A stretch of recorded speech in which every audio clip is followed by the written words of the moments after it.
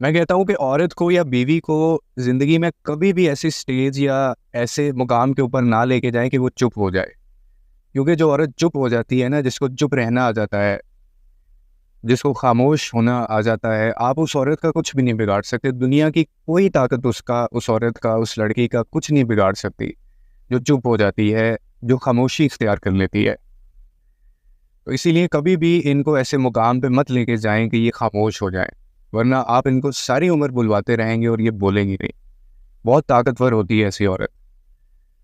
और जब एक औरत ऐसी बन जाती है, तो फिर उसके लिए ये रौनकें, उसके लिए आपका प्यार, आपकी मोहब्बत, आपका टाइम, या जो भी आप चाहते हैं, वो चीज़ें उसके लिए बिल्कुल बेमानी हो जाती हैं। उसको ज़रूरत ही नहीं होती। यहाँ तक कि उसका आपसे दिल उठ जाता है।